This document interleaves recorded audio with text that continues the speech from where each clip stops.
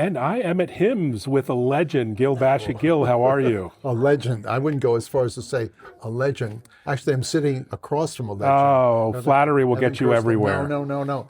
I'll tell you, the sense of building community and audience and voice within the health innovation sector, you are really one of the role models here when we take a look at Well, I appreciate that. And we're pre-HIMSS, so pre-excitement and build-up.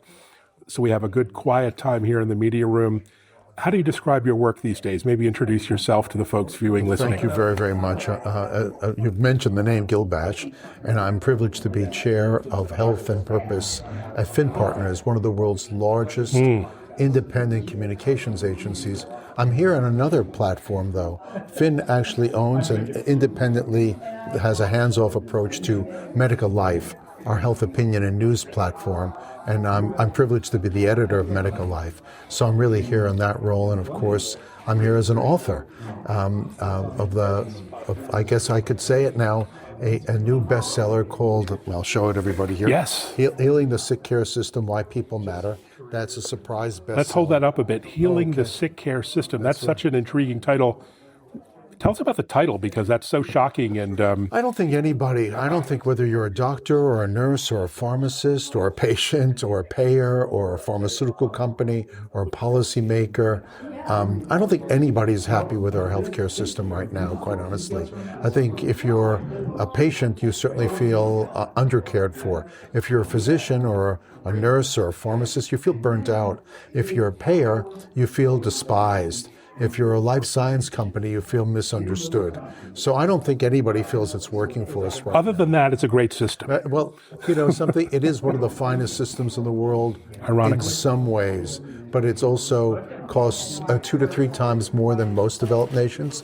18.7% of our GDP goes to healthcare, but we have some of the best trained clinicians in the world. In fact, most physicians, whether it's emerging nations or developed nations, want to come here to do their specialization in the United States. So we've got great training.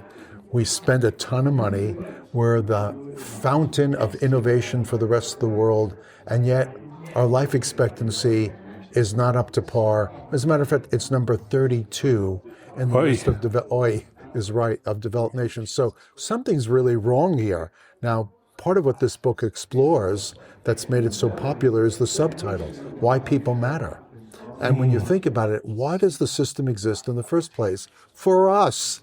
And yet we sort of feel that we're disenfranchised. And in fact, our doctors often battling with our payer to get pre-authorization for something they think we need. And yet the payer makes the determination of whether we need it or not. So doctors often in the book talk about saying, I can't stand it any longer. I don't want to be a doctor any longer.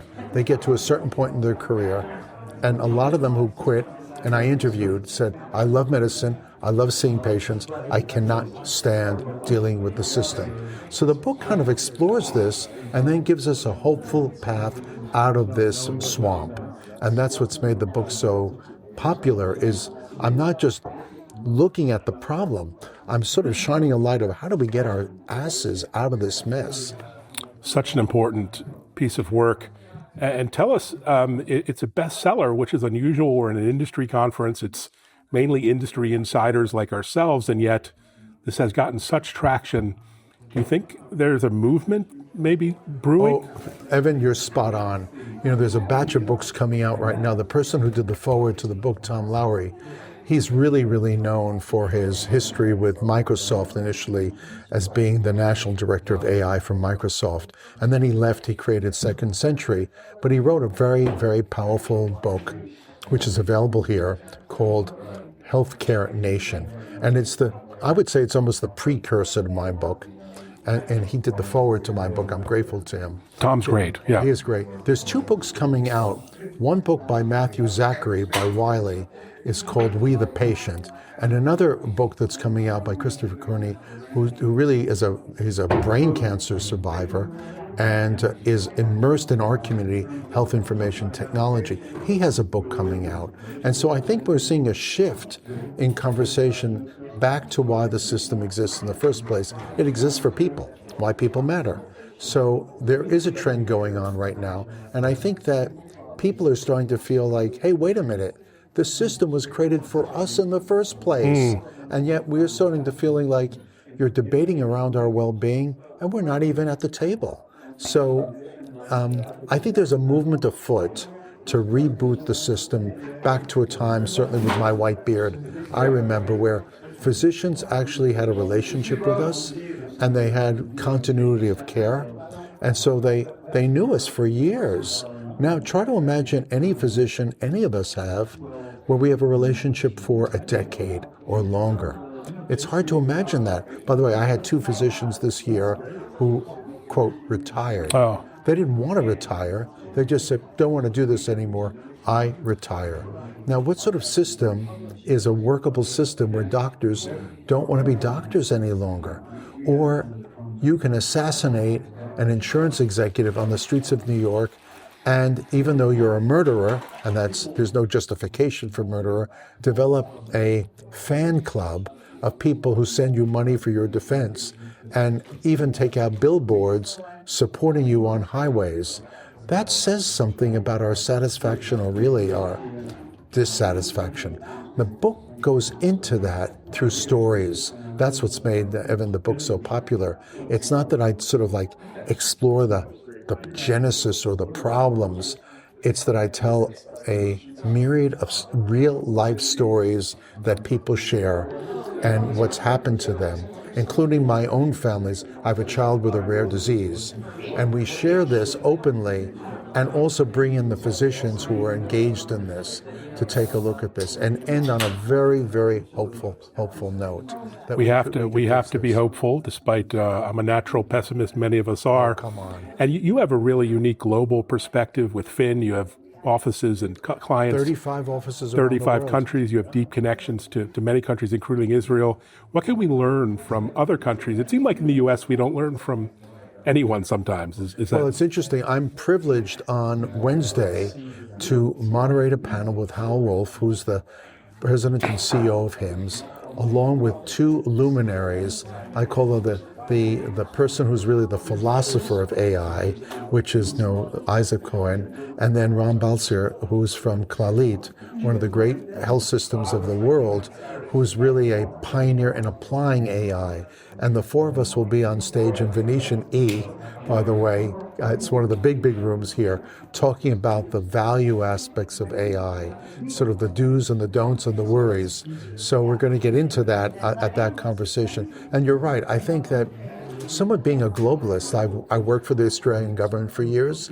I lived in Israel for a decade. So I've had all of these different life experiences. I was a lobbyist for the life science industry in New Jersey, which is the sort of like the medicine chest of this nation. So I've had all these different experiences that have given me, I'd say, broader perspective. I'm grateful for it. People used to say, what are you doing with your life?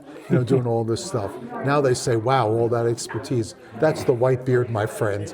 You get to have wisdom when you have the white beard. Beforehand, I was just a cute kooky kid, but now it's wise. Well, you're a man on a mission. You have been for so long. Hold up the book again and give us a parting thought, maybe an anecdote before how about we... I give you just a quick paragraph from the book that I think is... I love it. Really Audiobook coming? Are you going to read this to us? Yes, there is an audiobook coming, and I thought that they would get Brad Pitt or somebody really well-known, but they actually say my voice is pleasant. I think you have a very comforting voice, absolutely. Well, Evan, I wanted to get you, but you were priced way too high. Oh, I don't know.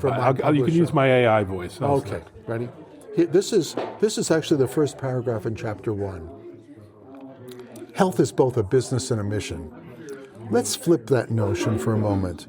When you see the health system first as a mission, it still demands structure and resources. It requires equipment and medicine, investment in innovation, training and educating people, and making smart, sometimes difficult choices where need is greatest. The mission and the business are inseparable. So why is the mission so often sidelined? And that's, I think, the challenge we face right now. We want to be cared for. And actually, most people who get into the business of health, nurses, pharmacists, nurse practitioners, physician's assistants, doctors, specialists, even people who are working as administrators, and even the support staff in hospital systems, they want to help. They really want to help. And to some extent, it's squeezed out of them over time. We've got to get back to that people helping people type experience.